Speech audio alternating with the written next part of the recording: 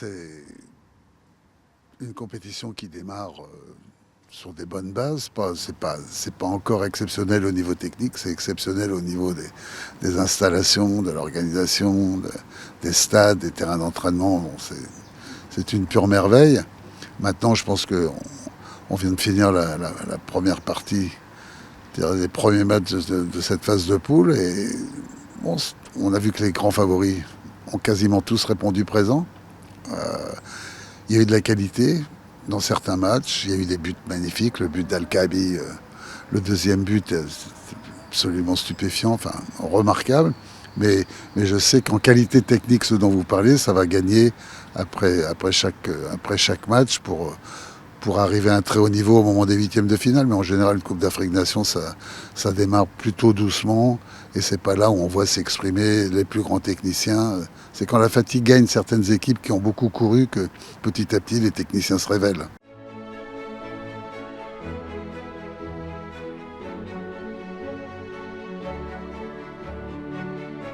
Je ne cesse de répéter la même chose.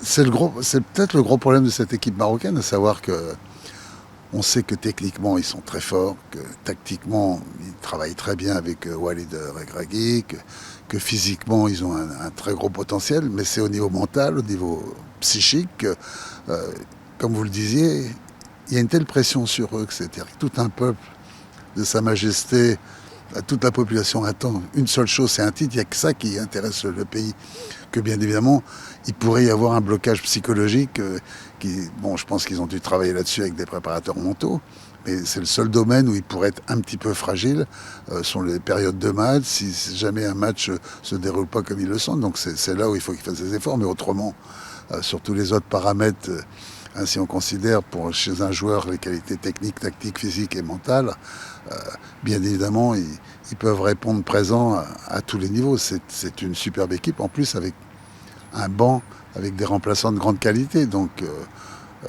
ils ont l'expérience d'une demi-finale de Coupe du Monde et ils ont tout un peuple derrière eux. Donc, normalement, ils devraient être l'arrivée, mais il y aura des outsiders de grande qualité.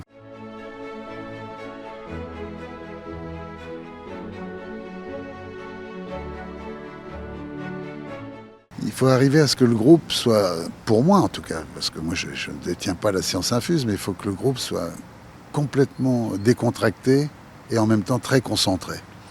Donc c'est toujours la difficulté chez des joueurs à ce qu'il y ait un pouvoir de concentration énorme, mais qu'en même temps qu'on leur répète que ça n'est que du football, que la vie d'un pays n'en dépend pas, que c'est quand même que du jeu, que du plaisir, que du loisir, et les joueurs doivent se sentir complètement relâchés là-dessus en se disant, nous on a à montrer ce qu'on sait faire de mieux avec le talent que l'on a dans une compétition qui en plus est chez nous, on peut offrir une satisfaction incroyable à notre peuple, donc plutôt que de les inhiber, ça doit complètement les détendre.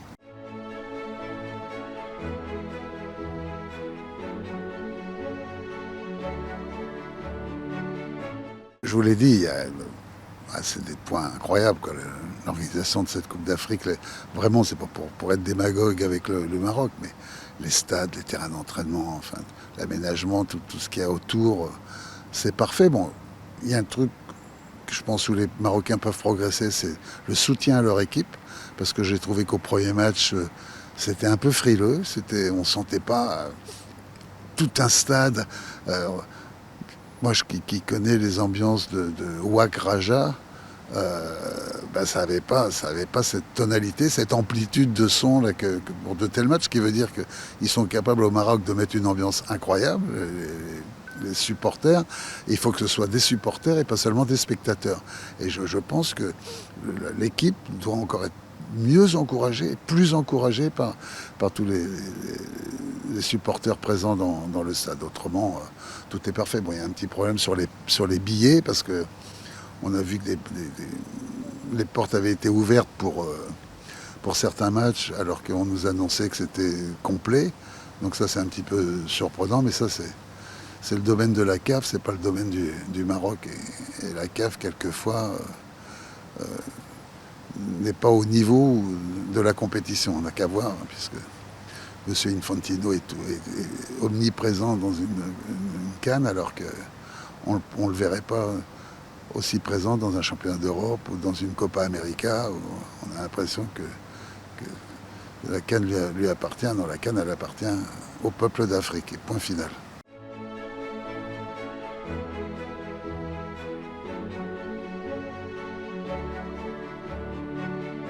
Je ne serais pas très original en vous disant que le Maroc est le grand favori, bien évidemment. On peut pas, je vous le répète, c'est pas pour faire plaisir, mais avec tout ce qu'ils viennent de montrer comme qualité, même s'ils ont un peu raté la dernière Coupe d'Afrique des Nations, mais bon, il y a le potentiel pour être champion. Il y a des outsiders de grand niveau.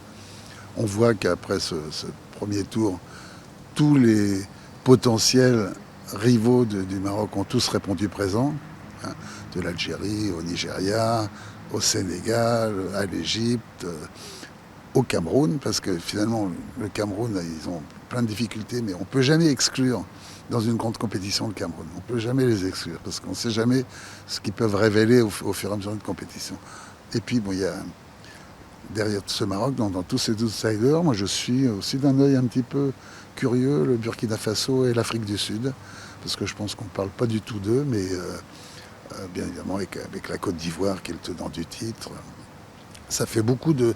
Mais sur la première journée, je pense que ceux qui se sont détachés, l'équipe qui s'est détachée derrière le Maroc, c'est le Sénégal, en qualité collective. Mais maintenant, il va y avoir un deuxième, un troisième match, les oppositions vont plus être les mêmes, donc tout peut être remis en question. Vous savez, dans une Coupe d'Afrique des Nations, tout va très vite.